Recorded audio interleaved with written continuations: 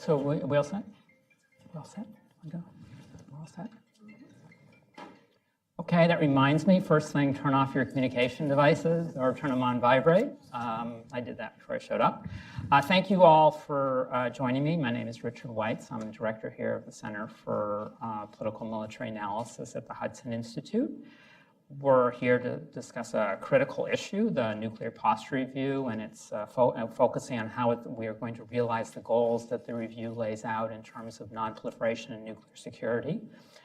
As you know, there have been a series of events on DC. Each of the think tanks has had an NPR event. And they were really good. A lot of them are online. The NDU one, there was one at Heritage yesterday, Atlantic Council, ISS had them.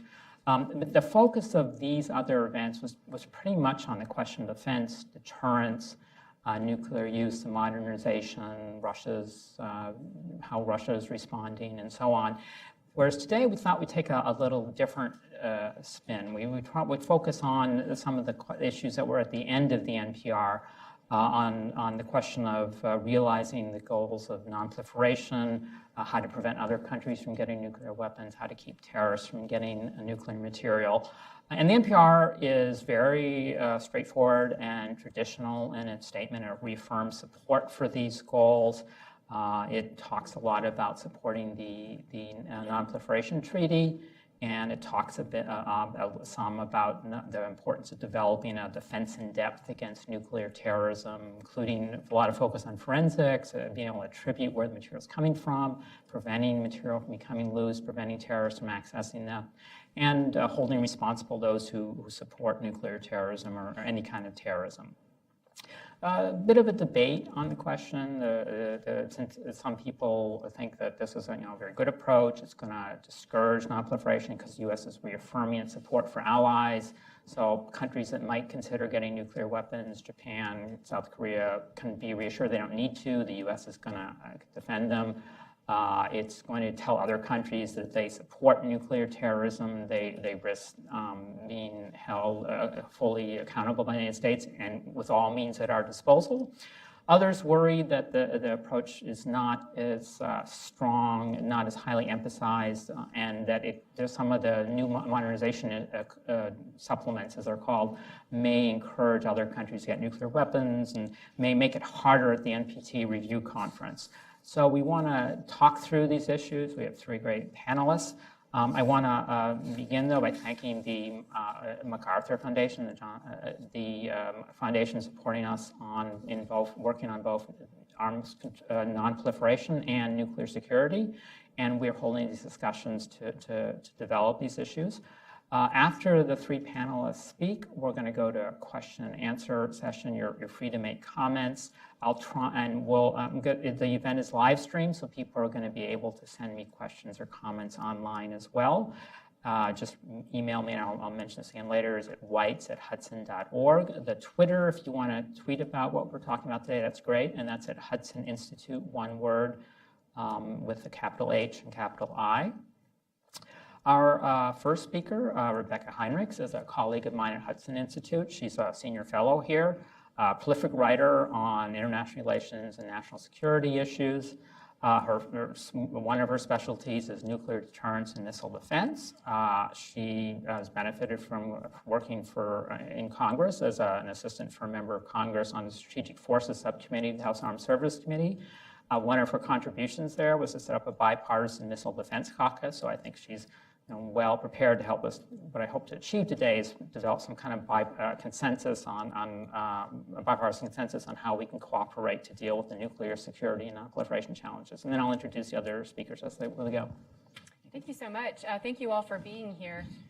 It's especially fun for me today because I have Simon here, and Simon and I worked together how many years ago?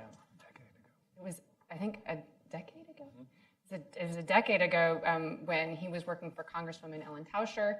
I was working for Congressman Trent Franks, both in the Strategic Forces Subcommittee. So we've been through many briefings together. And so it's a lot of fun to have him here with me on the stage. What I'd like to do is, a lot of folks think that the Trump nuclear posture review is very, very different from the 2010 Obama nuclear posture review. In fact, there are a lot of commonality between the two. There's a lot of commonality. It maintains the consensus in a lot of ways from the consensus developed in the defense establishment is a very pejorative word these days, but from the defense community, national security community. And one of the things that pertains most, that's most relevant to this conversation is the piece where it says, I'll just read this 2010 NPR says that one of the commitments is renewing the U.S. commitment to hold fully accountable any state, terrorist group, or other non-state actor that supports or enables terrorist efforts to obtain or use weapons of mass destruction, whether by facilitating, financing, or providing expertise or safe havens for such efforts. That language was in the Obama NPR. In the Trump NPR, the language says that for effective deterrence, the United States will hold fully accountable any state, terrorist group, or other non-state actor that supports or enables terrorist efforts to obtain or employ nuclear devices. So very similar language. I'm not even sure I would say it's even stronger in this one. It's just, it's clear. It repeats what the previous administration said it was going to do. What is different, though, in the two documents has to do with what is different globally. The threats that have changed, gotten worse since the 2010 NPR and the 2010 NPR. Mainly, the change in what's going on in Russia and China, and most specifically Russia. And that is that Russia is in open violation of the INF Treaty, which, as you may know, it's the Cold War treaty that eliminates an entire class, the only treaty that eliminates an entire class of nuclear missiles. And not only is Russia, we know that Russia started violating that treaty back during the Obama administration by testing these missiles, but then now we know that they're deploying them. And so the Obama administration was unable to force the Russians to comply with that treaty. The Trump administration has so far not been able to get the Russians to comply with that treaty. And so if we're talking about non-proliferation, and one, preventing terrorists from getting a hold of these very dangerous weapons, but also the overall non-proliferation regime and actually making sure that it's legitimate, that it means something, that it works, we have to enforce it. We have to enforce these treaties. And so in the Trump NPR, it is not as optimistic, I would say, as the Obama NPR is on having further arms control agreements. And that was something that was elevated in the Obama NPR, having further arms control agreements. The Trump NPR says that it still values arms control agreements, but it says the United States is committed to arms control efforts that advance U.S. allied and partner security, but they have to be verifiable and enforceable, and include partners that comply responsibly with their obligations. Such arms control efforts can contribute to the U.S. capability to sustain strategic stability. But it's a little pessimistic here. We're not looking forward to new ones because there are countries that continue to violate standing ones. Which brings me to my favorite quote from President Obama, which he said, "Rules must be binding, violations must be punished, words must mean something." Okay, so I would actually argue, and this sometimes I'm sure irritates my arms control friends who really focus more on the value of arms control. I'm a little bit more pessimistic simply because arms control has not slowed down the determination of countries like North Korea, for instance, in pursuing and valuing having a nuclear weapons capability. But one of the things that I would argue is that the Trump NPR is actually despite its pessimism about further arms control treaties, is an arms control. It's very, very heavy on arms control in that it is determined to make sure that the INF Treaty in particular is followed. And so it is looking for ways to actually force Russia to once again comply with that treaty. Okay, and we can go into details about how it does that. Some of the more controversial aspects of the treaty. One is that we are looking at changing the submarine ballistic missile to making it low yield, and you can do that. You can make that change quite easily and very affordably. And then another option it's looking at is to have bring back the sea launch cruise missile. And both of those things would not only sort of shore up the credibility in that particular region, and by the way, our I'll get to this last point before I turn it over. Our Asian allies really appreciated having that particular option in the United States nuclear deterrent arsenal, but President Obama eliminated that capability, and so we're going to reintroduce that option again. And both of these things, though some critics of the Trump NPR would say, isn't the state destabilizing? Well, no, you have to enforce current treaties. And if parties to those treaties, mainly Russia in this particular instance, is not going to abide by that treaty, the United States is not going to remain party to a treaty in which it's only tying its own arms behind its back and the other country isn't doing that. So this is sort of pinch Russia to try to get Russia to once again comply. And another aspect of the NPR says the United States will then begin research and development towards testing, working towards those ground launch cruise missiles, so that in the event that the treaty does fall apart, the United States then has that capability, so that we're not kind of standing there behind where Russia is. And then the other thing, Richard mentioned it, and I think it's so critical to understand this particular part, and it's underappreciated when it comes to non-proliferation efforts. And that is our allies that have sworn off having their own nuclear capabilities, nuclear deterrence, that rely, they did that in order to, they did that in exchange for American nuclear assurances. They get a say in what the United States has that assures them. So oftentimes, I will have some of my friends say, well, can't U.S. conventional weapons take care of any threat against China, or in a particular case, Russia? If it's conventional non-nuclear, doesn't that suffice? If it can militarily respond and target particular assets that those countries value, isn't that enough?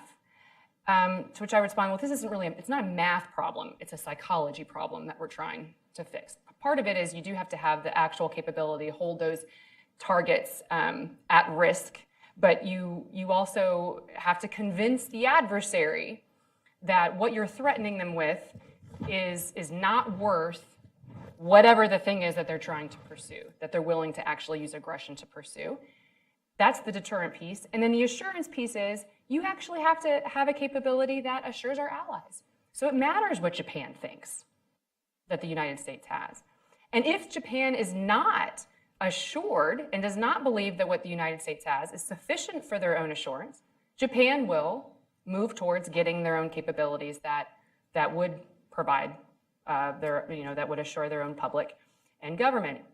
And you can see that Japan under Abe is moving towards a more muscular foreign policy and military presence. And the same goes for South Korea. The South Koreans have, if there's been recent polling that the South Koreans are in favor of them having their own nuclear capability. There have been talks, obviously this is not Moon, but there have been talks that there are government officials in South Korea that would like to see the United States having just nuclear deployments there. That would be the first step. If you start to see a break in the credibility of our assurance, they would want the United States to deploy once again nuclear weapons there. The U.S. government at this stage has not thought that is necessary, but if their allies start to really get nervous, that would be the next step before they would start thinking about their own capability. And then, of course, you can see that it's happening right now with Saudi Arabia.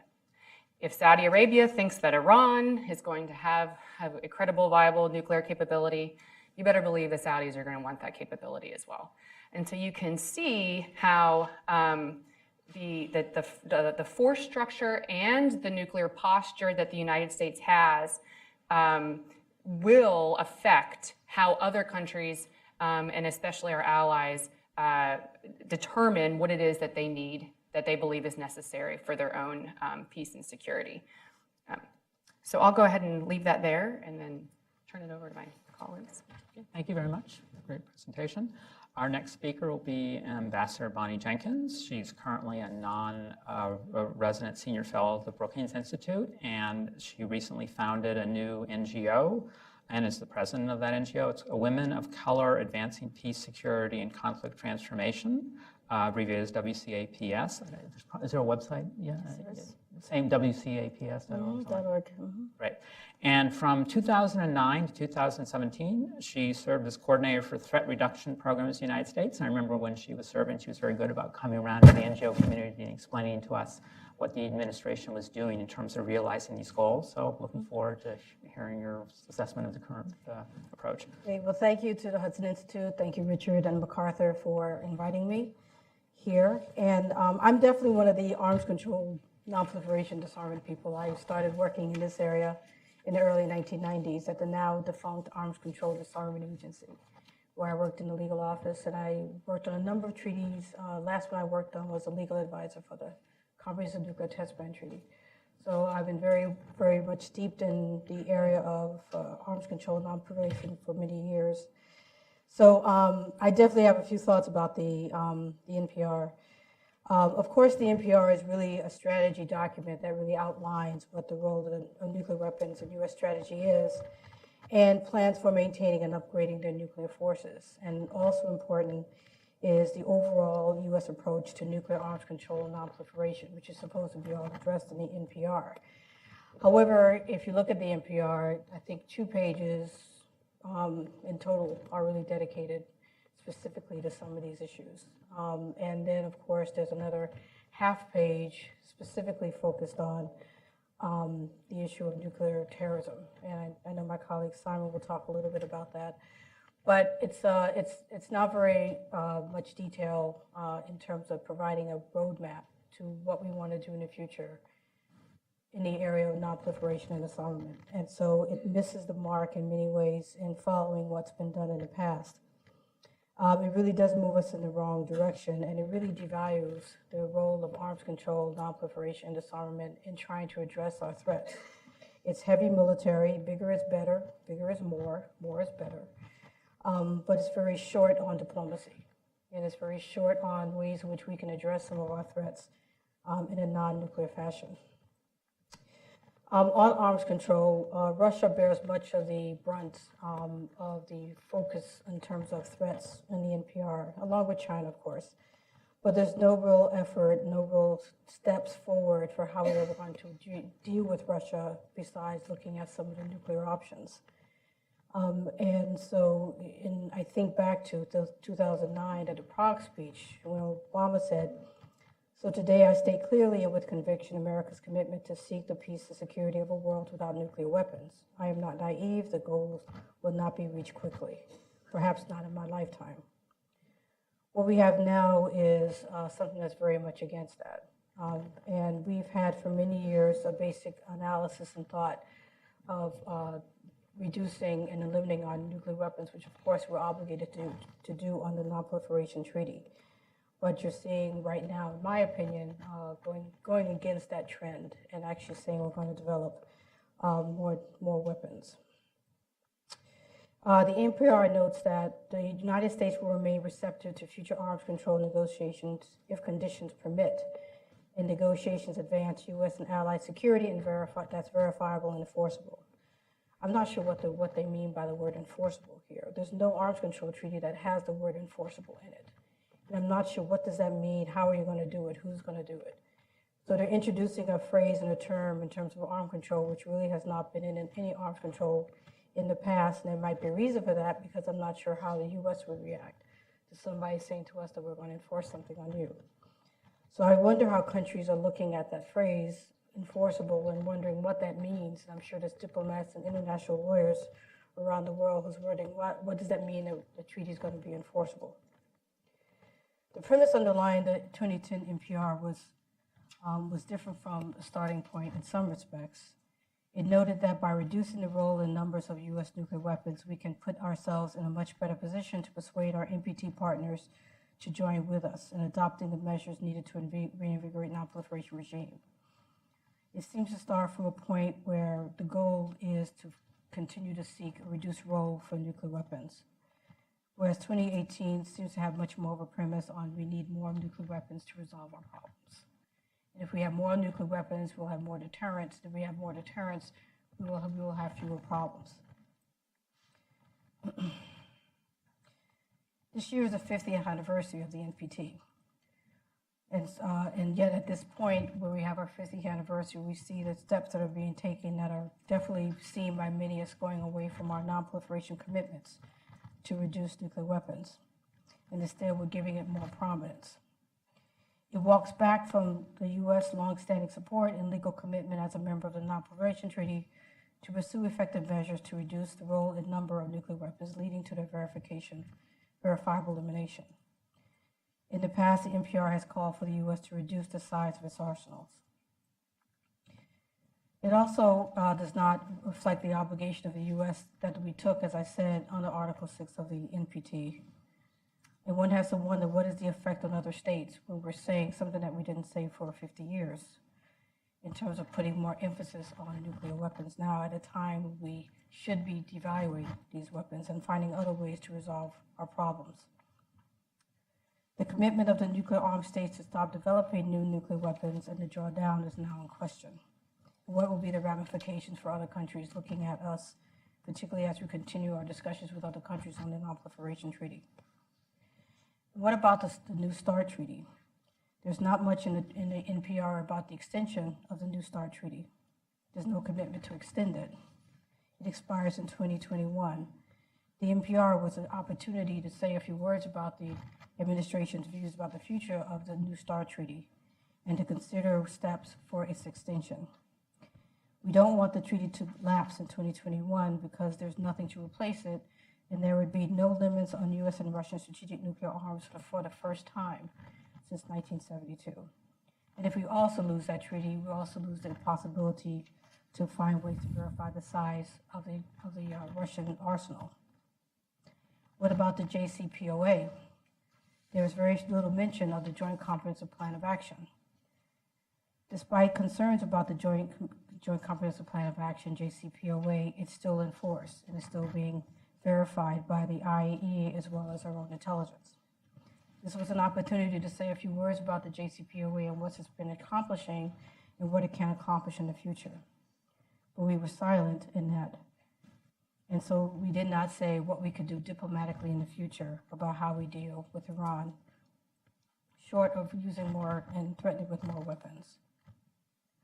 On the CTBT, the NPR asserts that the U.S. does not support the ratification of the CTBT, even though the United States signed the treaty with 182 other nations. The nuclear test ban, of course, is dedicated to reducing the catastrophic nuclear weapons use. We should be finding ways that we can ratify that treaty and join the international community to be doing what we can to reduce nuclear weapons use. The review says that the United States will continue to support the CTBT Preparatory Committee and the related international monitoring system and the International Data Center. It calls upon other states not to conduct nuclear testing and states that the U.S. will not resume nuclear testing unless necessary to ensure the safety and effectiveness of its arsenal. And the U.S. will remain ready to resume nuclear testing, if necessary, to meet severe technical or geopolitical challenges. The Energy Department has reported last year that it wants to reduce the previous readiness timeline for conducting a simple test from 24, which originally 24 to 36 months, down to 6 to 10 months. So what are we supposed to say with all of this? We don't want to ratify the treaty, but we want to stay part of the comprehensive the preparatory committee. So we want to continue to have the advantages of being part of the preparatory committee, but we don't want to ratify the treaty. Oh, and by the way, we may need to test, in a shorter time frame. So how is that supposed to be received by other countries? The INF Treaty. To counter the Russia violation of the INF Treaty, the review seeks a new, for the time being, ground-launched cruise missile that would put the U.S. in violation of the treaty if it's tested and deployed. The NPR notes that the development of a new nuclear submarine-launched cruise missile, which takes a while, could serve as a bargaining chip. More specifically, it states that if Moscow returns to compliance with its arms control obligation and corrects its other destabilizing behaviors, the U.S. may reconsider. So is that going to work? Do we have any reason to believe that that's going to cause Russia to reassess its position? What analysis has been done on that? Do we want to use more nuclear weapons as a way to force them to the table? I'm not sure that's a good idea. And then there's other issues, and I'll end here. There's issues related to nuclear security, which is something that I worked on a lot when I was in the Obama administration. One of the ideas of the nuclear security issue, which is to reduce the amount of nuclear material, is that you don't want a lot more nuclear weapons. More nuclear weapons mean more nuclear material. We often say we have to reduce, we have to consolidate, we have to get rid of the unnecessary material, we have to put security around all vulnerable nuclear material. But what are we doing if we build more nuclear weapons? How is that going to be understood by countries who worked hard on with us in the past on the nuclear security summits to try to ensure that we prevent as much as possible nuclear terrorism? So those are some of my thoughts. There's other things. What are thoughts that could happen at any time? Discussions at the IAEA. You know, there are always very political discussions there that take place. It'd be interesting to see how the U.S. deals with countries who are going to push back on them based on our statements about nuclear weapons. And there's other regimes out there as well, but I'll leave it at that. Thank you. Thank you. I thought that was a very comprehensive overview, gave us a lot of issues we want to ideally talk about further. Our final speaker is Simon Limage. He is formally just recently left the position as Deputy Assistant Secretary for Nonproliferation Programs at the State Department. Prior to that, he was Chief of Staff for the Undersecretary of Arms Control in International Security Department. And as mentioned, he's served in Capitol Hill in both the House and Senate, working for Senator Kerry and Congressman Ellen Tauscher. And so thank you very much, and looking forward to hearing your comments. Thank you, Richard. And thanks to all of you. This is, I think, exciting for people like us to be on this panel. Every 8 years, we come out of the woodwork. There's a nuclear posture review. It's nuclear Lollapalooza for 3 weeks. I think has been suggested. There's been a lot of conferences and panels, but none of this would have value if you didn't care or weren't interested or be one of our quote-unquote stakeholders. So I think it's also exciting for me to be here with Ambassador Jenkins and with Rebeccah, who I've shared both professional and personal connections with over the years. And also credit to Richard, I think, for having a fairly balanced panel with interdisciplinary background. And I stress that because one of my pet peeves in the nuclear policy world is that folks who work on nuclear weapons, present company accepted, have a hard time gaining lessons and engaging with other related disciplines. If you work in biosecurity, you've long understood that you need to engage with the health community. If you work on chemical security issues, you've long known that you need to engage with industry to get a lot done. The nuclear world often appears like it talks to itself, has the same debates, and talks about issues a bit in a vacuum. So I think this is a little different here. So as I was thinking about this particular group and what I could add, the first thought in my head is we've seen this movie before. As Richard mentioned, I spent 9 years working for then Congresswoman Ellen Tauscher in Congress. She represented 2 nuclear labs, Lawrence Livermore and the California campus of Sandia National Lab. I've had more conversations than I can remember about seeking funding for the National Ignition Facility, the cornerstone of stockpile stewardship and our nation's ability to verify the credibility of our nuclear arsenal short of underground nuclear testing. Just last week, I had another flashback. There was a 3-day nuclear deterrence summit, and the outgoing director of Los Alamos National Lab, Dr. Terry Wallace, talked about the importance of confidence in the nuclear stockpile and the process by which it is assessed in the absence of underground testing. He talked about a sense of fatigue in the complex, the need for more investment to recapitalize facilities from the 1950s. He talked about the importance of the people who do the work in the complex and whose skills need to be maintained. Going back, I spent several years working with former Congressman John Spratt to maintain the Spratt First ban on R&D into low-yield nuclear weapons. I've had conversations, as I know Rebeccah has had, with multiple STRATCOM commanders, including then General Cartwright, about, at the time, 12, 15 years ago, the increasing value of the nuclear conventional mix in our strategic deterrent. I've also debated the reliable replacement warhead with those who saw it as an engine for transformation of our nuclear enterprise, which would reduce the need for nuclear testing and allow for a much smaller stockpile. I then spent the next 7 years working at the State Department at the intersection between diplomacy and national security. I was able to participate in 2010 in the Nuclear Posture Review at the time, which historically, for the nerds keeping track, this was the first time the State Department was involved in the development of the NPR and continues to have a strong role in the process. I credit the Trump administration for maintaining that tradition, because once you've developed your strategy, you need to sell it to allies who understood a previous approach and need to be brought along with a new policy approach. So I've had, as I think my colleagues on this panel as well, a lot of conversations with allies and reassuring conversations and others to explain where we were headed. As a sort of a twist on what's been said here before, like the quadrennial defense review for the Pentagon or the national security strategy for the administration, the NPR, I would say, is a marketing document meant to signal policy preferences to a number of stakeholders, to Congress, to our allies, to our adversaries, and to the public at large. The NPR is a contextual frame, but it's not the same as a warhead plan or as a budget document. And so while there are some items in language that I find concerning, I'm more disappointed, I think, from a messaging perspective than really from a substantive perspective. Funding decisions and implementation will be the work of Congress and of the administration. And currently, there's a strong bipartisan support for the program of record to modernize the nuclear weapons complex. As I think has been pointed out by a lot of folks who work in that complex, it is already working flat out. And Congress, in my opinion, is unlikely to devote a significant amount of new resources beyond the program of record. So I think at worst, we might stay with the status quo. Obviously, a lot of the programs identified in the NPR are long lead time items. Some are shorter, but this bears further scrutiny. If the administration aggressively makes the case for some of the new directions in the NPR, and if Democrats take back the House, or both houses in the near term, then the consensus may shatter and the NPR's relevance may be even less. I will give credit where it is due. There's been much discussion, as Rebeccah has suggested, about what is different between 2010 and 2018.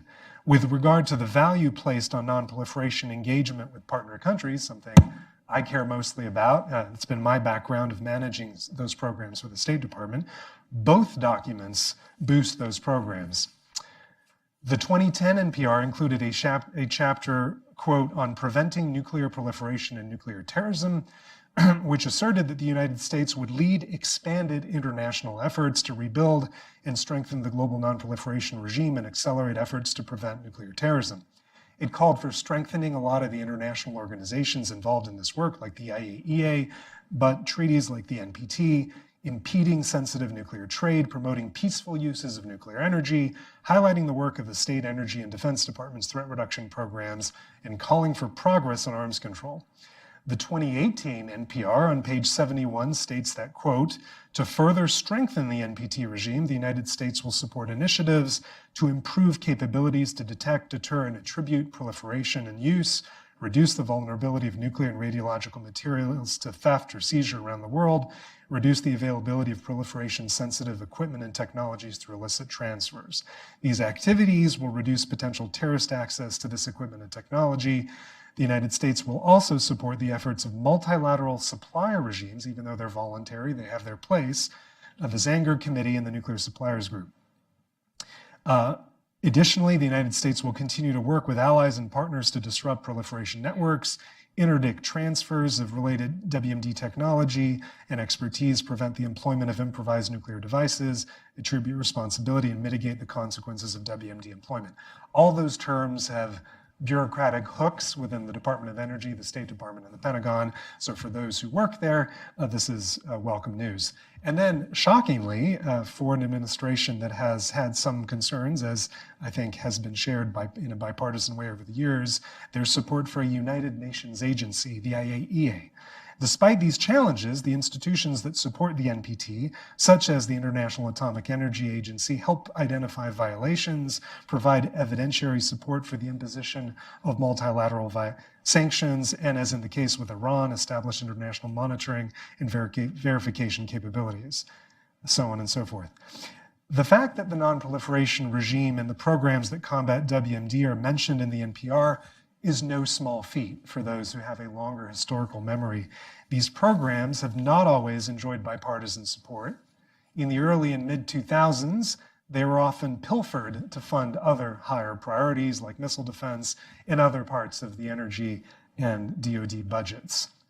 And I come at this slightly differently, but I noticed a striking moment of humility about the limitations of nuclear weapons. On page 67, quote, although the role of U.S. nuclear weapons in countering nuclear terrorism is limited, for effective deterrence, our adversaries must understand that a terrorist nuclear attack against the United States or its allies and partners would qualify as an extreme circumstance under which the United States could consider the ultimate form of retaliation. And lastly, Ambassador Jenkins was right. There isn't much on the JCPOA, but there is the line that although the JCPOA may constrain Tehran's nuclear program, Iran retains the ability to produce weapons-grade uranium for use in a nuclear weapon if it decides to do so. So there is a nod to the value of the JCPOA, which is as its negotiators intended. The 2018 NPR does very little, as Ambassador Jenkins has said, in support of additional arms control measures, but it does offer some helpful language related to CTBT.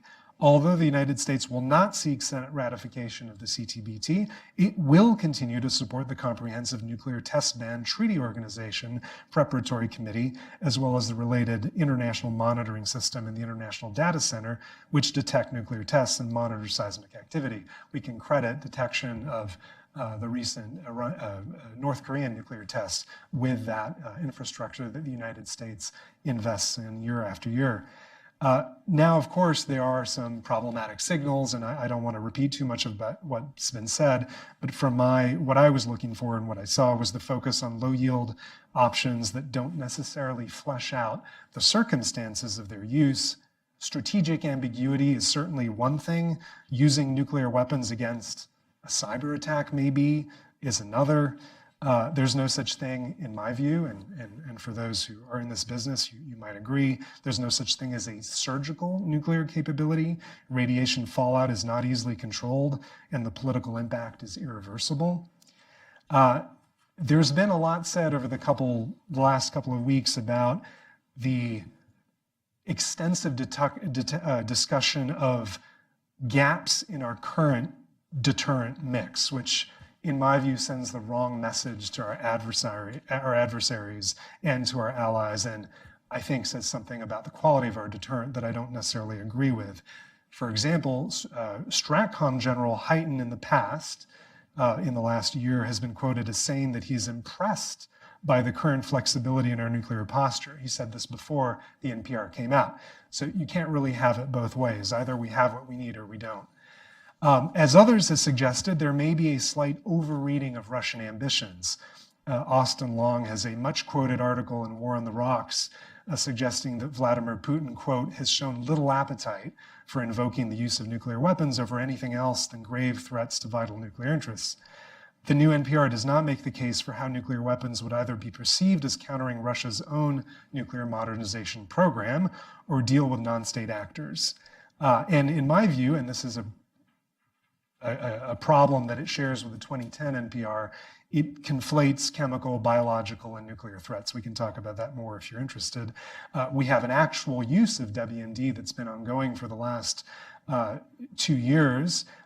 As recently as 2 weeks ago, the Assad regime was reported to be developing additional sophisticated delivery systems for chemical weapons. Does a nuclear deterrent do anything to prevent a regime from using WMD as it is being used today? The new NPR is fixated and finds its only grounding in the actions of the Russians and the Chinese, and seems to be a mostly reactive document that seems to encourage rather than try to shape a potentially escalatory environment. I'm not going to get into the costs. We would need to talk about that, but for those who are familiar with previous budgets, there's a challenge there, of course, in terms of what the complex can produce and what new money can be absorbed quickly. And then, of course, the New START has lack of extension is a challenge. We hurt ourselves. This isn't really going to be something that's perceived by the Russians as enormously problematic. In my view, we lose an important verification tool that we used to have for no real articulated reason. Is diplomacy too hard? That's why you have a State Department. Is there no real interest in a further negotiation? To me, that was sort of a freebie that we kind of dropped that wasn't really going to hurt us if we continued. And then last, I think, as Ambassador Jenkins mentioned, the treatment of the difference in treatment of nonproliferation is one of priority. The 2010 NPR drew a fundamental connection between our commitment to the nonproliferation regime and the efforts we might take to further bolster our nuclear deterrent as two fundamental and related facets of our nuclear security. Separating the two concepts and putting them at the end of the NPR sends a disappointing message, I think, to our allies. And then, to me, leadership is sort of a soft term, but I didn't see much description or ambition for leadership in the 2010 NPR. It doesn't really tell us where the United States intends to lead the international community. We continue to be a leader on nuclear policy matters. It mentions nonproliferation in the NPT without mentioning the US commitment to Article 6. It does not ground the US nuclear enterprise in critical international norms, but instead suggests that all capabilities are on the table. It also, and this is disturbing for those who follow nuclear testing issues, suggests that the ban on nuclear testing may be reversed if circumstances warrant, and that obviously is going to be a challenge. Let me talk a little bit about programs, and then I'll be happy to cover other issues like the NPT and perhaps engage in a broader discussion. It's easy to overemphasize what's in the NPR, what's not in it, and sort of get really worked up about it. And it's also hard to draw a line between something said in the NPR and a programmatic decision because the NPR itself is not a programmatic document. But the views in the NPR, such as its support for nonproliferation, are challenged by other actions taken by the administration and decisions taken outside the NPR. So first of all, the NPR may call out support for nonproliferation programs, but of course, the 2019 budget calls on directing foreign assistance only to allies who vote for us in the United Nations and not according to our national interest. WMD materials and nefarious actors are often co-located in countries with weak governance and sometimes strained relationships with us. Pakistan, Iraq, so on. While they may not have violently divergent ideologies, they often have more pressing concerns, in their view, than dealing with nuclear security and may decide not to prioritize what we do. And then, of course, as you have two former State Department folks, it'd be hard not to talk about the 30% cuts to the international affairs budget in the 2019 budget, which, in my view, threaten to reduce our joint ability to prevent the proliferation of weapons of mass destruction, to strengthen the capacity of partner nations to detect and respond to the threats of WMD. Non-proliferation partnerships with our close allies and others do not exist on their own. Whenever we pull back on our diplomatic engagement and cut foreign assistance to a country facing a range of regional challenges, it makes it harder to persuade it to accept and install and use more portal monitors to detect nuclear material outside of regulatory control, to join us in WMD interdiction efforts or invest in interagency training programs to improve their ability to target nuclear material smugglers. Saudi Arabia was mentioned. As was reported on Sunday, and for those who are following this, you probably knew this, next month Saudi Arabia will announce the finalists of two multi-billion-dollar contracts to build nuclear power reactors. Whether or not the administration sticks to strong non-proliferation standards in its own approach to Saudi Arabia could promote the creation or limit the ability of a new nuclear power emerging in a volatile Middle East. I'm going to stop here. My bottom line, I think, is that there's a little bit on both sides of the column, but I look forward to the conversation. Thank you. Did you want to say something? You look like I did want to say I something. I could tell. The disadvantage of going first, I try to keep my remarks short if I'm first, so as not to, provide an opportunity for too much rebuttal. But the disadvantage is that I have to sit here so patiently, and patience is not. You're very good at it. Thank you so much, Richard. A couple different things. I think it would benefit all of us to sort of back up a little bit.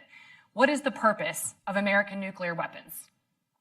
The purpose of American nuclear weapons is to deter large-scale war. Notice I did not say nuclear. Large-scale war. Chemical, biological. Simon mentioned that the Trump NPR has some strategic ambiguity about when we might employ nuclear weapons. And in fact, the previous NPR was intentionally ambiguous on this point as well. The Obama administration did not preclude the possibility that the United States could use nuclear weapons in response to a large-scale attack that directly threatened U.S. core national security interests. And I'm not using the exact verbiage, and the exact wording is, in fact, important here. And the Trump administration's NPR simply just made it very, very clear that we're not talking about simply only using nuclear weapons in response to nuclear attack, because we do not want to create an incentive for our adversaries to think that they can get away with using other kinds of weapons that would have still strategic effects, even if those weapons themselves are not nuclear in nature. Okay, the second point that I wanted to make was it is a myth that the United States lowering our own nuclear weapons forces creates an incentive and inspires other nations to do the same thing. That is a myth, and that's not just something that right-wingers say or some people who really like American hard power say. That's just supported by the evidence. As the United States has restricted our own nuclear capabilities, we've eschewed certain capabilities like MIRVing, for instance, on ICBMs, which the Russians continue to do. We unilaterally prevent ourselves from testing. That was George H.W. Bush that put that unilateral prohibition on U.S. testing. We don't need an international treaty not to do that. We've eschewed it ourselves. And in fact, we reserve the right to resume testing if what? If we need to for the safety and security of our nuclear arsenal, because it needs to be credible in order for it to deter. Going back to the primary purpose of American nuclear weapons, preserve peace and deter large-scale war. And so I think that we don't do ourselves any favors when we sort of get in the weeds and think that if there isn't an arms control treaty that we're negotiating, or if the United States isn't lowering our own nuclear weapons, that we are somehow contributing to strategic instability or creating a situation in which nuclear employment is more likely. In fact, I would argue that that's just the opposite. Might have the opposite effect. I want to talk about Russia, for instance, or in particular here. Because Simon mentioned the other previous strategy documents. I like to imagine the national security strategy, the national defense strategy, the nuclear posture review, the forthcoming missile defense review as Russian nesting dolls. They all go together. The big one, national security strategy, and then they get more specific about how we implement them. What is the major thing that we've done as a country in these documents? No longer is terrorism our primary focus in our force structure and military doctrine. It is competing with peer competitors. Not because we're trying to start an arms race or because we're trying to pick a fight, because China and Russia are already competing and the United States is not. Okay, so the nuclear posture review was conceived of and was written and developed in view of this reality that is happening. In terms of Russia's nuclear weapons and nuclear strategy, over the last several years in the Obama nuclear posture review, it said that Russia was no longer an enemy and that was a new reality, and it based its NPR from that. Since then, what has happened? Russia has invaded Ukraine. Russia is threatening our NATO allies, Poland, the Baltic states, both explicitly and implicitly with nuclear attack. It has threatened American missile defense deployments in Central Eastern Europe. It is flying dual-capable, nuclear-capable aircraft into NATO airspace. It has a nuclear doctrine in which it is lowering the threshold for when it might consider nuclear employment. And when we talk about the changes that are in the Trump NPR, these are not bigger, better nuclear weapons. In fact, it's the opposite. We're looking at smaller tactical nuclear weapons. And the reason we're looking at them is not because we just love nuclear weapons, it's because we are trying to change the calculus of Russia. When we talk about a strategic, a deterrent gap that we perceive, it's not because we don't think our nuclear weapons are good. We think that they're the best in the world, and they are. It's that clearly Russia thinks they're a gap, and I know this because of Russia's behavior. It is violating the INF Treaty. If it is deploying these cruise missiles. If whenever they build, I mean, Russia looks like, according to the State Department, is complying with the New START Treaty, at least by the letter of the New START Treaty, to the extent that, I mean, we can spend the whole rest of the time talking about that, which we won't. But even if they are, when the Russians modernize their nuclear force, unlike the United States, you know, we're Boy Scouts and we follow the letter of all of our treaties and our own self constraints that we place on it. But the Russians are qualitatively changing the force of their nuclear weapons force. And if they've got a vehicle that has wheels on it or wings on it, they put a nuke on it. Okay, so that's a bit of an overstatement, but you get the idea of what they're doing. They're thinking in terms of nuclear strategy. And so if the United States wants to deter Russia, it doesn't matter if the four of us up here think that the best way we can do it is for another treaty or conventional weapons. It has to be what the adversary thinks. What is the adversary coerced by or threatened by in order to abide by treaties? And that's what this nuclear posture review is trying to do. Some of them are long-term strategies in terms of shoring up the U.S. Nuclear force to close those deterrent gaps, not that we see, but that the Russians clearly perceive. But some of them are very, very short-term.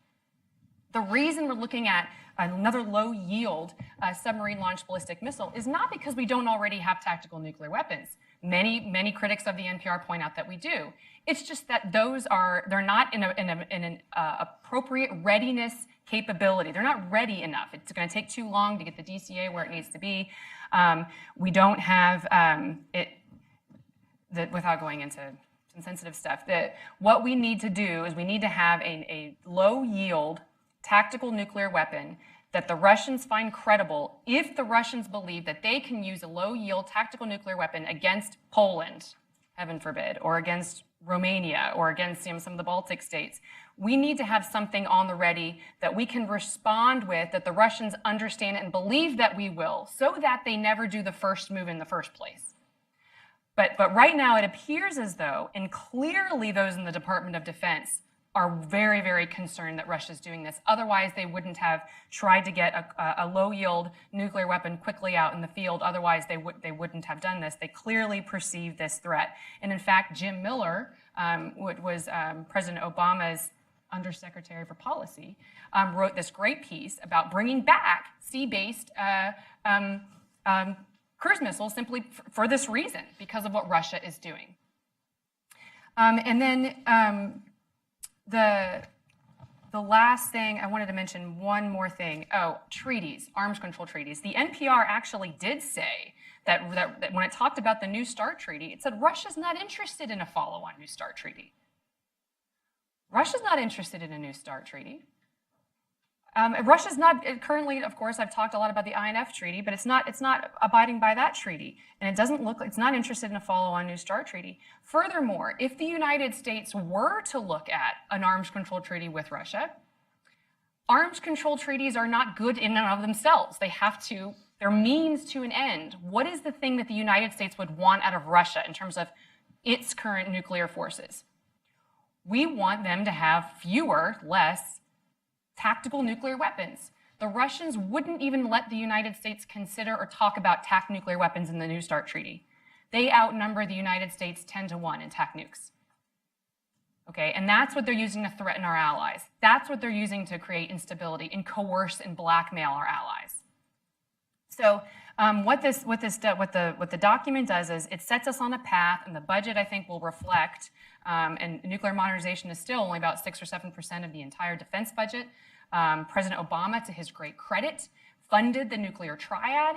And this administration is going to make good on that and is going to go ahead and provide the funding, and then hopefully we will have bipartisan consensus like we had in the last administration, and we're going to have a lot more money in the defense budget this year, and get rid of the budget control caps.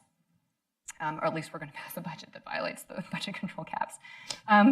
But all of these things are necessary, again, because we are looking at the goal of preserving peace, deterring mass war, and trying to prevent other countries who don't have nuclear capabilities from having the incentive to go ahead and get them.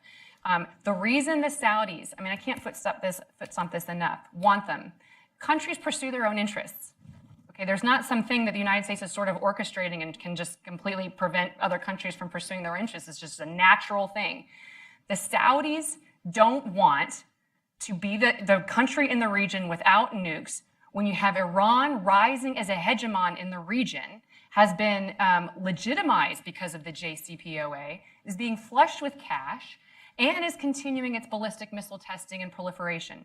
Even if Iran does not violate the letter of the JCPOA in terms of its nuclear program, the nuclear piece, it can do what North Korea has done. The nuke part was the easier part. The missile piece is the hard part. Iran can continue developing its ballistic missile activities, and then President Obama said himself, all the JCPOA did was it pushed back the breakout time for Iran. It didn't eliminate it altogether. It just moved it back by a matter of months. So Iran can bide its time and break out if it wants, get a nuclear capability, put it on those missiles. And if that happens, the Saudis are going to want to have that capability for their own security. And it's very difficult for me to say, to blame them for that. Okay, thank you. We have a half hour left. I'm going to ask one question, but I want to encourage, it's designed primarily encourage people to participate and engage with the community. Also, again, I can take comments or questions from people over the email. I've got a couple already. Just send it to Weitz@hudson.org, and I'm happy to use them. The question I wanted to focus on was the idea of reassuring allies. I thought that was important. I think at the recent events, the administration has stressed that they made a strong effort to reach out to the ally community, and the allies told them, this is what we'd like to see. And they acknowledged that an ally priority, in addition to being assured of deterrence, was that the U.S. remain committed to arms control, nonproliferation, and nuclear security. And so I was wondering, since you guys all interact frequently with foreign governments, if you've been getting a sense of what you've seen. And then I would encourage people in the audience who might have insights into foreign government positions to let us know. And you don't have to identify yourself. I know it's a problem if you're from an embassy. You want to make sure it's your own personal views on it. So you can just state the question or comment when we go around. But for the moment, I just wanted to check with our panelists. What's your view of the ally? What have you been getting from allies so far in this? I'll definitely get to that. But just very quickly, since Rebeccah had a very comprehensive rebuttal, let me just say two very quick things, although we could spend the morning here. If you have a hammer, every problem looks like a nail. In the 2004 budget request, for example, from the administration at the time, there was a proposed elimination of the ban that Congress imposed in 1993 on R&D on low-yield nuclear weapons, $6 million, small amount, for the Advanced Concepts Initiative in the DOE budget to begin studies of weapons related science and technology, $15 million to continue a study on the robust nuclear Earth penetrator, and $25 million to enable improved nuclear test readiness. Those initiatives came as the result of the 2001 Nuclear Posture Review, which transformed our nuclear posture and put a greater premium on new missions for our nuclear deterrent. One of the arguments that was used at the time to eliminate funding and redirect it to other higher priorities was that we had, at the time, even better and expanding conventional alternatives to hold some of these targets at risk, whether it's North Korea, whether it's elsewhere. And so a lot of what you heard is a conversation, although it was sort of more a list of views that I certainly respect, but that I heard some 15 years ago and that we debated and discussed. And at the time, it came back to leadership, it came back to resources, and it came to a sense that we had other alternatives to deal with some of these challenges. And I would also disagree with the interpretation of what Russia may or may not do. And if we increase certain capabilities, is there a one-to-one ratio on the nuclear side with some decisions they've made that have nothing to do with our nuclear posture, that have everything to do with their own grand strategy, economic and other pursuits that they may decide to use, and certainly would have nothing to do with some of the cyber attacks that we're dealing with. In terms of our allies, I myself and many of the colleagues that I've talked to have heard not so much concerns about what's stated in this NPR, which again, despite our little back and forth here, continues to be a more or less moderate document that borrows some of the language from the previous NPR. But I've heard a lot of concern from our allies about the relationship between this document and some of the pronouncements that have come from the president related to both the campaign and then after the campaign related to every country developing nuclear capability and some of the confusion about what we might do in certain scenarios. It's easy in the absolute to say that we need additional capabilities for unspecified scenarios. It's confusing when you're an ally that's trying to understand under what circumstances assistance will be provided, or what was a small regional conflict in the beginning will become a much broader conflict between two superpowers. Yeah, thanks. I'd also like to, with all due respect, there's quite a bit that I totally disagree with what you said, but I won't go into all that because we don't really have time. Just a couple things. The argument sounded so Cold War. It sounded we were just Great War competition. It was very much as Simon said, everything, you have everything, a nail, you have a hammer. So it was like, wow, I thought it was going backwards. And there's a lot of specific things that I could talk to you about afterwards. I am concerned when you said a treaty is a means to an end. Whereas, in the 90s, when we negotiated arms control treaties, those were an end. Those were a way in which we were getting rid of or reducing weapons of mass destruction. And that was a serious goal. And that was, the means is possibly to improve the security of the world and make sure that nothing bad happens in terms of thermal use. But it was also a very important end in itself. And it's something that we put a lot of energy and effort into achieving, and I would never think that we should want to devalue the role of arms control and the role of nonproliferation and what it has done for us. And very often people like to focus on the North Koreas and the Irans, but there's a lot that has been achieved with arms control and nonproliferation. You could spend even more time talking about what it has achieved. So I think it's important that we not lose sight of that in light of the fact that we do have challenges to some of these regimes. And I would also just, the concept of the role of nuclear weapons is to use against all weapons, and I guess even cyber.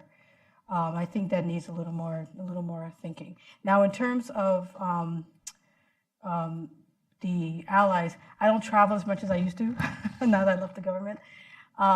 But based on my having been working in air arms control for over 25 years now, I would imagine that there isn't probably, you may not see a knee-jerk reaction at first. I think you may see something from Russia and their reactions that they are so prominent in the discussion. But there is going to be a reaction to the fact that the U.S. has stepped back from its leadership role, has stepped back from things we've been saying for many years in terms of the role that we have in promoting arms control and nonproliferation, in our obligation to Article 6 of the NPT, in the fact that we have wanted to take steps to abide by those obligations. There is going to be a vacuum. There is a lack of leadership now. There are no roadmaps for next steps. There are no ideas for what we should be doing, except we should be building more weapons. Small weapons, maybe, but they're still weapons. And so I think that you will see, we'll have to see how countries react, but I'm sure you will hear some reactions in the NPT discussions that are going to be taking place, because we've always gotten hit hard because of what people perceive as our lack of abiding by Article 6. And this is not going to help at all with that situation. We're just going to hear even more now. So I think we will be hearing something as a result of this If I can from our allies as well as our competitors. I think it's important for this audience to stress, too, that nonproliferation isn't just arms control. Ambassador Jenkins played a leading role in the creation and the implementation of the Nuclear Security Summit series under the previous administration. That wasn't a series of conferences. That was the first time at a cabinet level that you had, I don't know, Bonnie, 50 to 60 countries that gathered together every few years to make unbreakable and unshifting comments to reducing the amount of nuclear material that was outside regulatory control. If anyone truly cares, and I know we all do in a bipartisan way, at getting at the root causes or the material used by potential ISILs and other non-state actors, you really want to lock up and get rid of that material. You don't do that if you don't seem to care about nonproliferation and if you lose that convening authority. So while I said in a positive tone that there is reference to nonproliferation and arms control, you actually have to walk the walk in a serious way and do those kinds of things. Now, I don't expect this administration to adopt one or to follow on some of the signature items from the previous administration, although it might be easy because a lot of our partners understand what that series of meetings was about and those commitments was about. But I would hope that there'd be an interest to fill that void that was used to sort of address some of those issues. One of my favorite parts about my job is working with our allies, and so I've got some great relationships with some of our allied embassies, and do my best to keep sort of track on where they are and what they're thinking, and especially with the situation with North Korea in that region of the world, and then also what's happening with Russia in that region of the world. So those are the my two concerns, and so I do try to give an ear to what our allies are thinking about the situation and what the United States can and cannot do to reassure them and help contribute to security in those regions. And one of the things that I have heard, and I also heard that although I was not part of writing, obviously the document for the U.S. NPR, that I was privy to a lot of the discussions leading up to it. And one of the inputs that I made that I thought was very, very important was that we do give a strong listening to our allies, because again, if it's assurance and deterrence that we're trying to do, what our allies require for assurance matters. And from everything that I heard, they were given a great airing, and to be able to talk about what sorts of things that they wanted and thought were necessary, et cetera. I have heard very positive things from the countries that are really most concerned about Russia, that this was a much needed course correction from the last NPR in terms of just even identifying what the Russians were up to. And again, to the Obama administration's credit, once Russia invaded Ukraine, that completely changed the way the administration was viewing how it was going to implement its Prague agenda. So before Russia invaded Ukraine, the Obama administration thought that perhaps even after the New START treaty, they would go down to decrease U.S. nuclear weapons by another third. We didn't do that. We thought about CTBT. That was off the table, ratifying that once Russia did that. We thought about adopting a no first use policy. The Obama administration said, no way, we're not doing that. So the things that you're seeing that are corrections in the Trump NPR really flow from the end of what the Obama administration was already realizing there at the end, to some degree, some of the things. And so, I would just end back on the ally point, especially when you think about Asia right now. We're all paying attention, I hope, to what's going on with North Korea. Now there's evidence, I think, in the New York Times today that there's a UN report that shows that North Korea has been selling chemical weapons or contributing to Syria's chemical weapons program. So North Korea, at its core, is providing a major strategic weapons problem globally. As a proliferator and also as a rogue actor that's directly threatening the United States with nuclear weapons and our allies in the region. And so, again, Japan and South Korea, what they think about that, I think we really have to consider. And from what I've heard, certainly Abe has a great relationship with President Trump. That that continues to get communicated to me. And his thoughts are constantly being weighed and considered, especially as it comes to nuclear assurance. Yeah, we actually have a question that came in online. It's really relevant to something Ambassador Jenkins said. Looking ahead, a successful outcome at the 2020 NPT Review Conference is asked to be difficult, in part because of the recently adopted nuclear ban treaty. How will the recommendations of the Nuclear Posture Review impact the 2020 NPT Review Conference and preparatory meetings this year and next year? And what steps could the Trump administration, this is the key one, could take to maintain U.S. leadership and improve the chances of a successful review conference?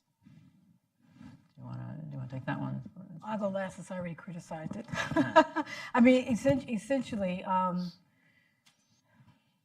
since we already made the NPRs out there, the statement's been made, statements which are going to be difficult to make an argument at the NPT Review Conference and preparing for the NPT Review Conference that the U.S. remains committed to its Article 6 commitments and stay committed to its long-term leadership in this issue. It would have to do something to try to start discussions with countries to convince them that there is still value in the NPT and that there is still a commitment by the U.S. to fulfill its obligations under the NPT. It would have to start doing those discussions because right now, on face value, it's going to be difficult. So if it wants to do that, it will have to do more than what it's doing right now, and be more of a leader in that way. So the NPT is a little bit of a complex proposition because it's not a static document. It's a series of countries that assemble and seek to advance its objectives. And I think we've said enough about what's in the NPT and how it goes counter to Article 6 and the priority given to that treaty itself. This being said, our partners in the NPT aren't all angels either. And we, Ambassador Jenkins and I, worked with Assistant Secretary Tom Countryman, Gary Seymour was in the NSC, and others, and they spent a lot of time, including with Secretaries Clinton and Kerry, trying to build bridges with a lot of NAM countries and others who had a high level of grievance against the United States. A lot of it was overinflated in terms of the high level of transparency that we provided in the context of the NPT, which I think was not appreciated. Some uncharitable folks could say that the Prague agenda raised expectations too high in terms of what the United States was prepared to deliver in terms of its own nuclear arsenal and the pace there. So that is something that I think the previous administration perhaps miscalculated. But this being said, however one conceives of the NPT, which continues to be the bedrock for other countries, if not us currently, of international nonproliferation norms, you can't keep the team at home while the NPR is being implemented. You have to walk and chew gum. You have to have a strong State Department with diplomats. I don't even know if we have an NPT envoy anymore, but you need to show up at these meetings, especially, I think the anniversary is in 2020. Maybe it's coming up soon. And so you need to be at the table, because whether or not you think the NPT has an important role to play, and I certainly think it does, you can't not be in the room when other countries are making decisions about their own nuclear trajectory. Go to the audience. One thing I should mention that I've heard that the administration may be putting out a separate nuclear security, material security, technology security, the last part, strategy out soon. So that might be why it's so short here. But that said, I think there's enough here for us to talk about. Okay, if you could just raise your hand and ask a question, make a comment. You don't need to identify yourself if you don't want to. We might as well start here at the far left and start moving this way. Do you want to start with that? Go ahead. Thank you. I'm Satoshi Nishihata, the Washington correspondent for the Liberty Magazine and Happy Science Group in Japan. And I think the current NPR is very clear regarding the NSS, especially the third pillar, the preserve peace through strength. So it is very clear for me. And my understanding is, for example, for Japan as democratic allies with the United States, the United States strengthening the nuclear power is a very great relief because Japan is surrounded by the nuclear-armed undemocratic countries, including China and North Korea. So in the Obama's administration, so China and North Korea didn't stop advancing nuclear weapons, and that was a really threat for Japanese people. So I think there are not so many debates about the qualification of a nuclear armed state. So as I said, democratic countries like the United States has the nuclear weapons. It's not a big problem for democratic allies, including Japan and South Korea. But China and North Korea is not a democratic countries, and the dictator can use the nuclear weapon regardless of public opinions. So if you have any perspective about the qualification of having nuclear weapons as a state, I would appreciate Sure. the opinions. Why don't we take about 3 questions, and then we'll go back to the panelists. Did you want to ask one? Thank you all for being here this morning. Simon made a really interesting assertion in his opening remarks, and I'd really like to ask Ambassador Jenkins and Ms. Heinrichs to respond to the assertion that if the Democrats take the House or the House and the Senate in the upcoming midterms, that the NPT or the NPR might lose its ability to be an important or a valuable or relevant document. When the last time that we had an NPR, we had a divided House and Senate. I'd just really like your response to that. Okay. Thank you. As we take Kristen through there, then we'll go to the other side. Thank you, Chris Bidwell. We talked a little bit about the need to reassure allies, and that seems to be an agreed upon concept that we should reassure our allies. Question is, though, for the panel, do low yield nuclear weapons better assure our allies if we go down that path? And the reason, or my thinking, whether it's correct or not, is that low yield are more likely to be used in response to acts of aggression as opposed to the Big Bang. So I put that question to you. Does the acquisition of low yield nuclear weapons reassure our allies more or less? Thank you. Okay, thank you. So we might as well go back to the panelists. Do you want to go? You can respond to all of them or either any of them. I guess we could ask our allies here whether it does or not. I think low yield weapons has its own issues in terms of whether the one they're being used against can determine whether they're low yield or not low yield. How is a country going to react differently if they don't know what's coming towards them? Is there some kind of a assumption that if you use low yield, that the responding country will do something different, but the responding country needs to know that it's a low yield and not a low yield. So there's a whole discussion about that. And if you're going to use low yield, if you're going to have low yield, obviously you're thinking that you're going to use it in a different way. If I have low yield, I can get something and I don't have to use the bigger bomb. That you have to look at perceptions. You got to look at how it's going to be used and the platforms it's going to be used from. Is it a different kind of platform that people can distinguish? There's a lot of questions in that about how you're going to use the low yields and how you're going to change behavior, and will it really change behavior in the way that you want it to? But I'm sure our allies could give you their perspectives on that. Whether if the Dems take over, whether NPR will no longer be relevant.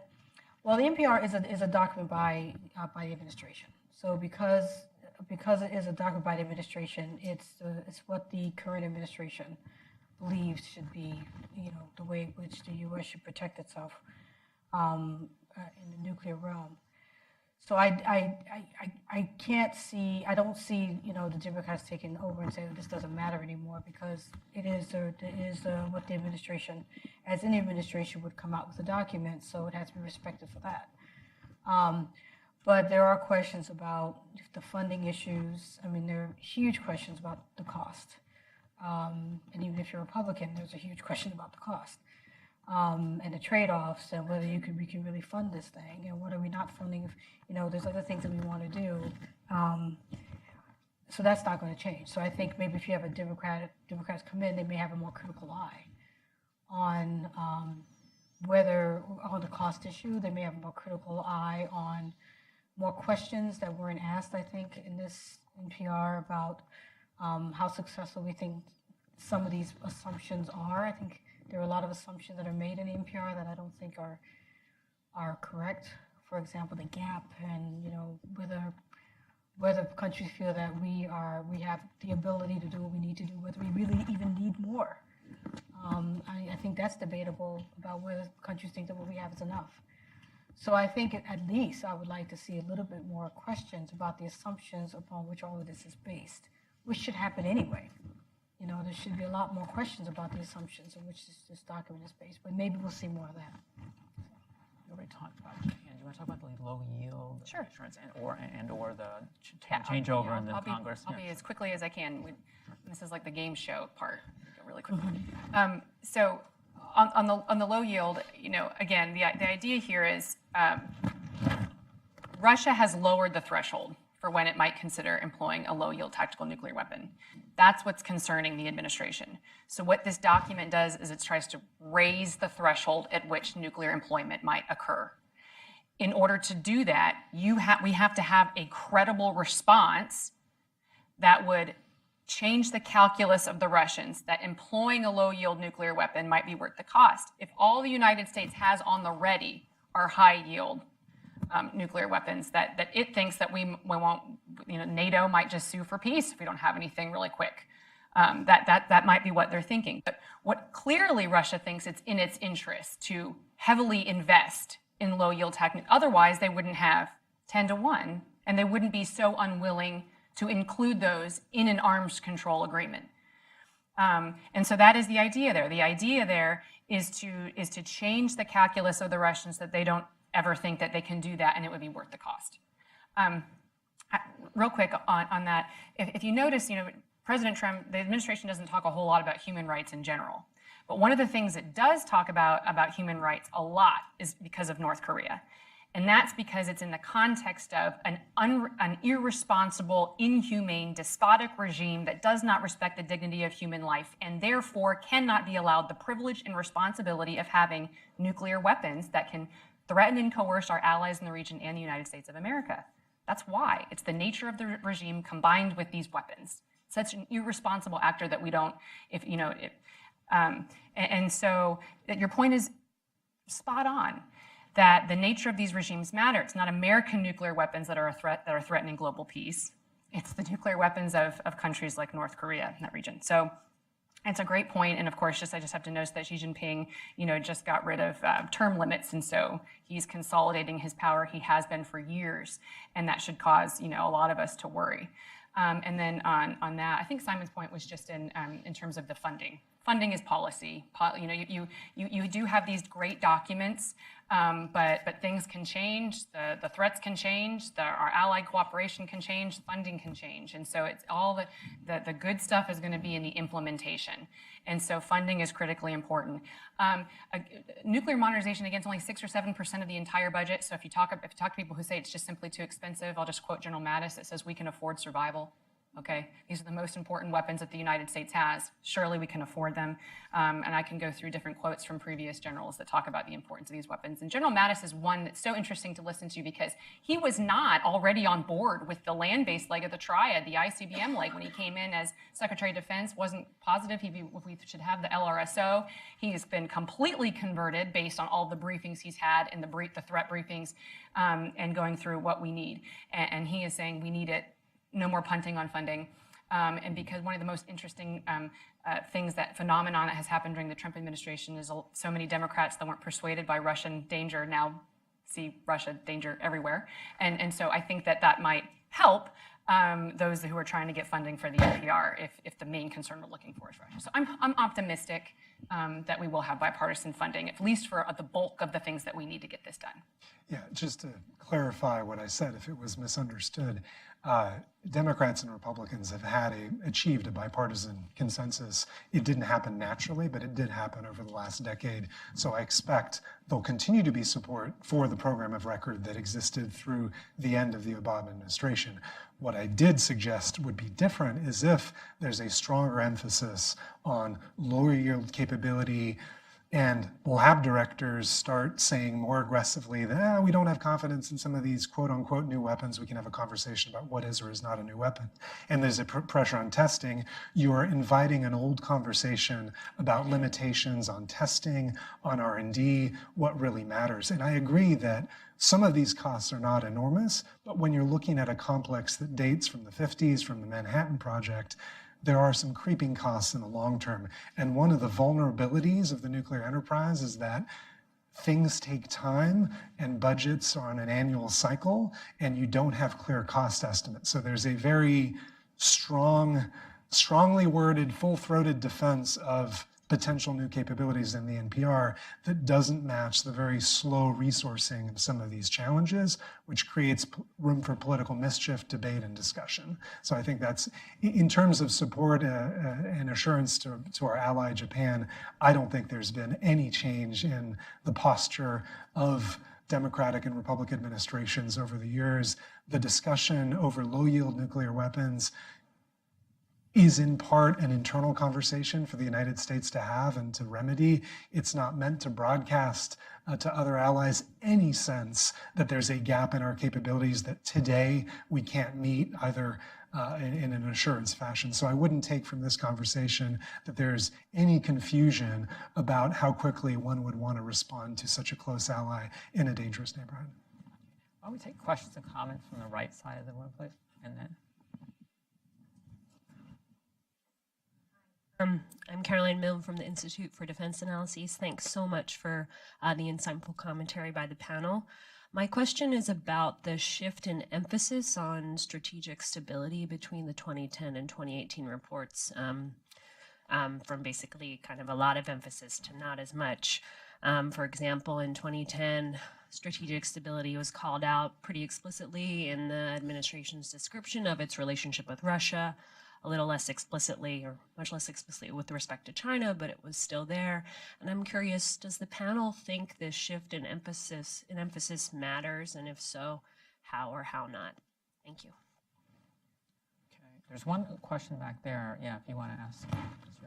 I'm So-young, reporter of Voice of America with Korean Service. How seriously do you concern about North Korea's nuclear capabilities to the U.S. and allies? And do you think we can practically achieve North Korea's nuclear disarmament without change of leadership in Pyongyang? Okay, actually, it was helpful for you to identify yourself because you also emailed me a question, so I'll pass on that. I want to read the last two questions that came over the email, and then you can answer all or any of them.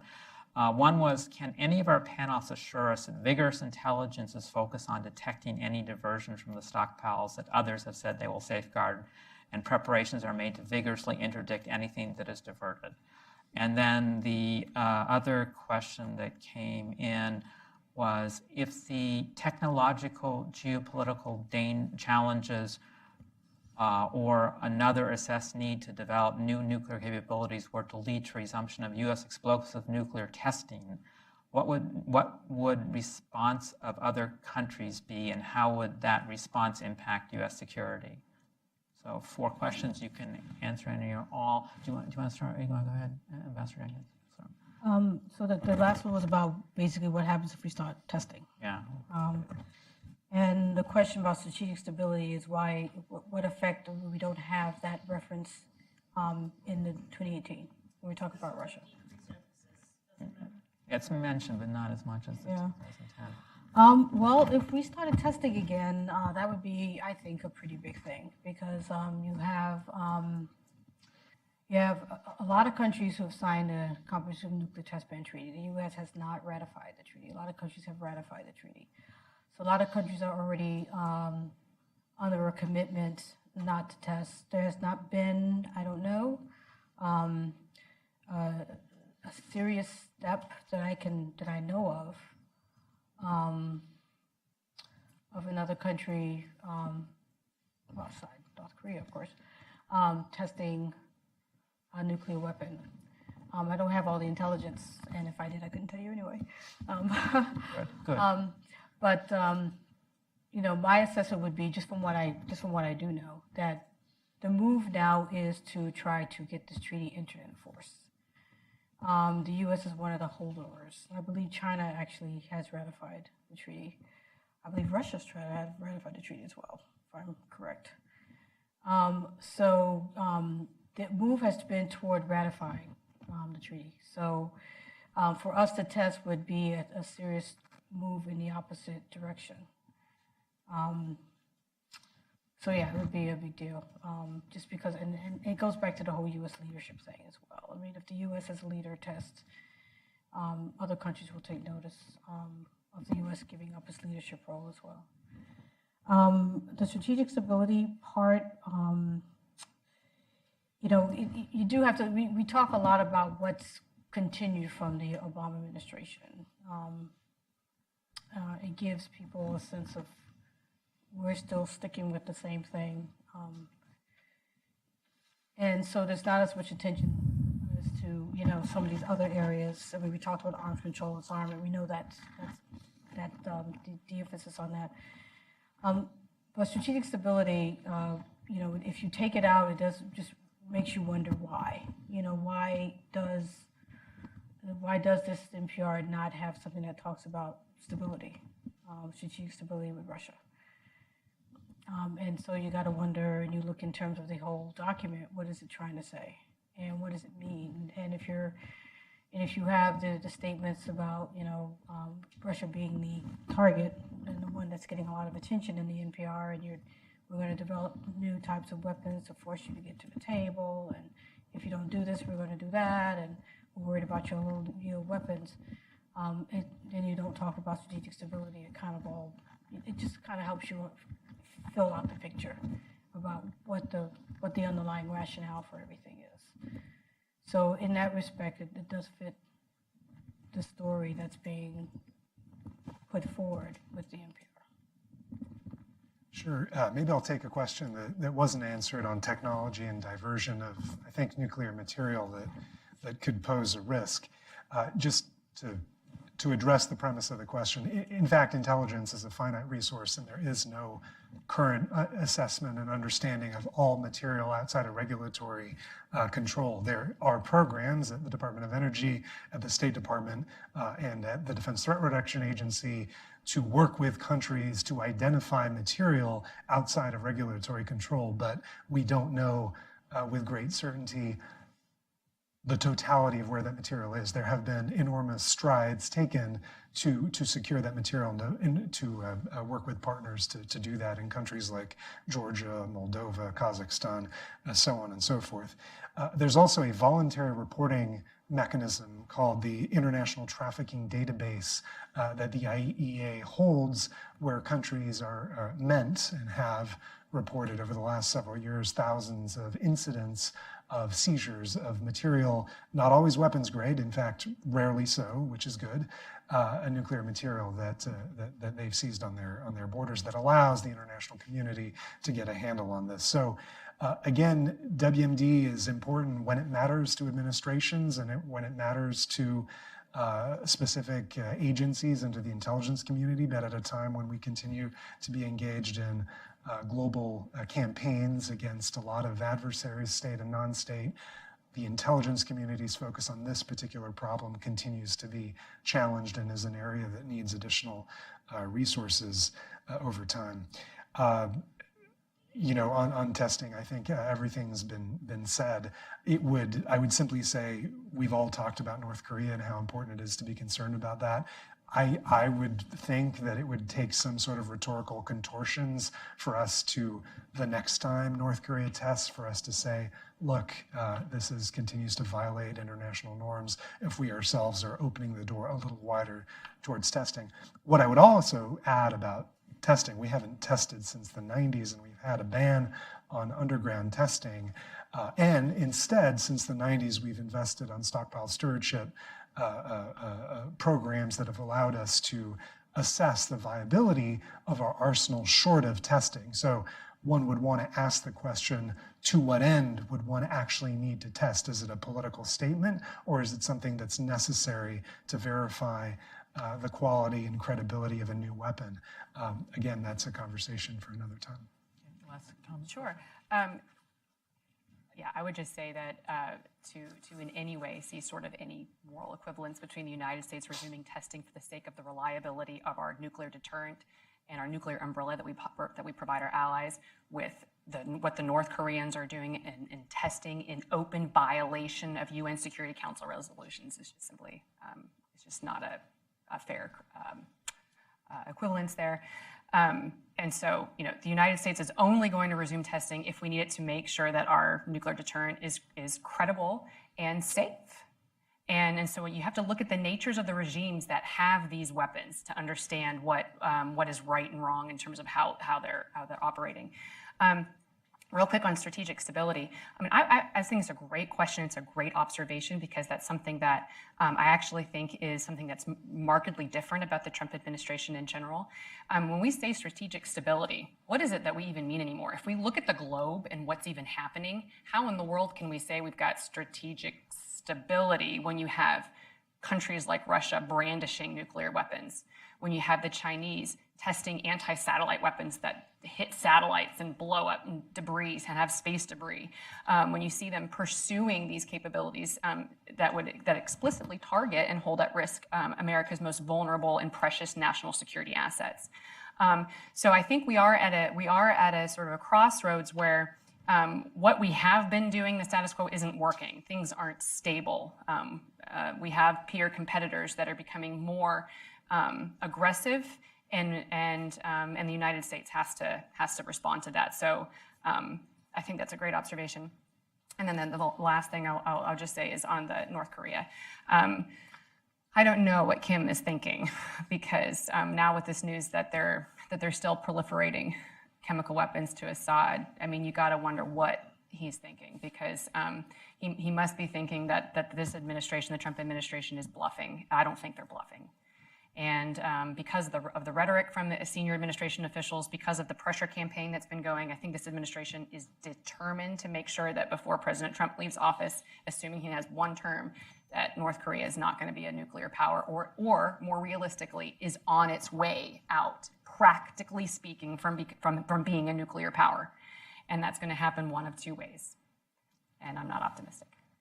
Okay, just one service announcement that we will hold our next meeting, which I encourage you all to attend, March 8th, 10 to 11 a.m. And the speaker will be Jim McDonnell, and it's going to be a roundtable format, so we'll be able to debate with him. He's going to talk about the new DHS Countering Weapons of Mass Destruction Office, what they've been doing, what are their plans, and so on. But he wants to engage with the NGO community about how to improve matters. But for now, please join me in thanking the speakers from today, and I look forward to seeing you, if not next time, in the future.